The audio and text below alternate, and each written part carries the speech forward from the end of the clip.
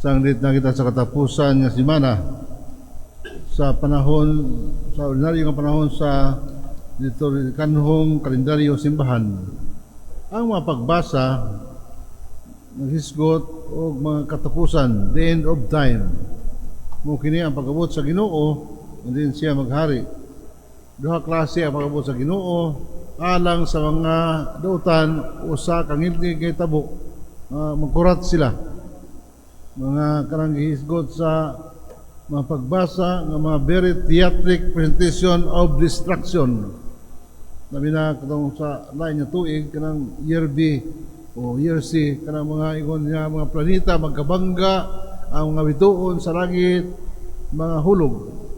Kini daghay mga gubat o kini mga pag-unay tali sa media, pag-away, ginikanan nga sa mga anak at sa ginikanan nga sa ilang binalay o sa ilang mga umagangan.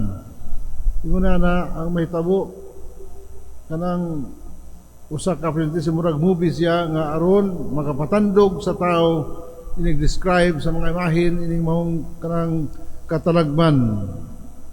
Kaya sa dili pa ini pakini mahitabo kanang lutuson kamo una. Ang gahapon ng Ebanghelyo nagisgot si Jesus nga ang destruction of the temple, destruction of the city of Jerusalem in mahitabo kini. Unya moagi kini pero dili pa kini mao katapusan sa kalibutan. Yun siya nga stand firm. Pag malig-on ka matin of the gospel, it says pagpabilin kamong malig-on kay niining pagiha maluwas kamo. Keep the light shining. Kini mga butanga maabot ka nato. Kini mga problema, crisis, but it doesn't mean that is the end of the world. Mga panghitabo ka nato, nga maagi kita mga karisdanan, mga problema, crisis sa atong kinabuhi, with political, kanang mga katalagman ba o mga relational problems sa atong kinabuhi, maabot kining tanan. Pero dili na siya may katapusan sa panahon. Pero nag-abot sa panahon na niya kining mga problema, kanabang iyang warning kanato, pahimangno kanato nga kanang pabilin kita sa kalig-on sa pagtuo. Kay para kanato nga mga andam nagpaabot kaniya, ang iyang pag-abot usa ka mahimayaon ang pag-abot din kita makighimamat sa Ginoo uban sa iyang himaya o gahom. Para kanato makalipay the day of the Lord.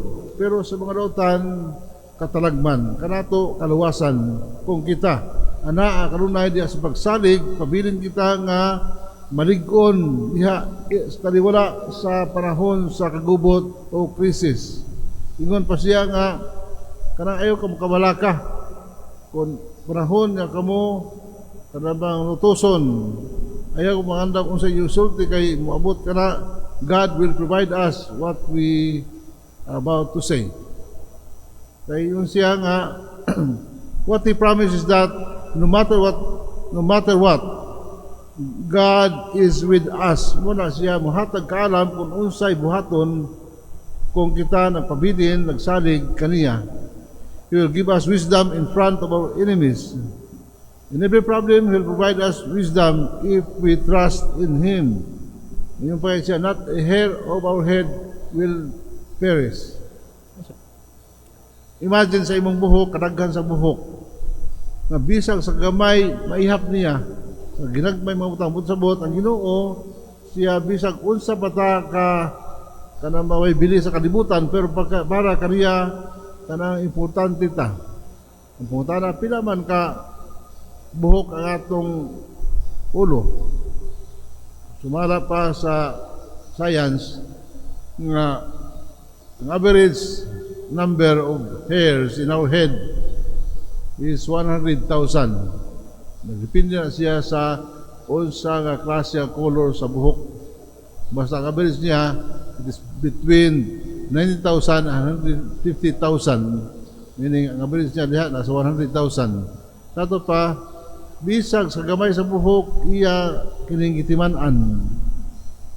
No matter how insignificant it is, is very important para sa Ginoo.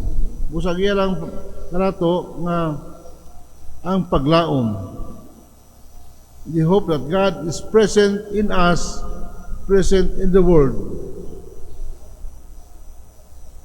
Even things have gotten bad.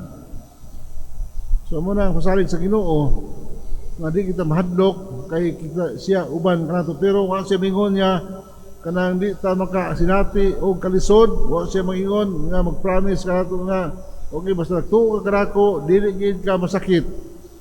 Wala mingon ang Ginoo nga nagtuo ba kanako na kapabilin nga smooth sailing ang imong kinabuhi, kay nagtuo ba kanako hugot yung pagtuo, di pwede nga ikaw dunay mga problema. What He promised to us is He is present with us during those times. Di man sa panahon nga kita makasinati o problema sa atong kinabuhi, ang Ginoo uban kanato. Busa muhatag siya kay kaalam kanato aron pagsulbad sa problema.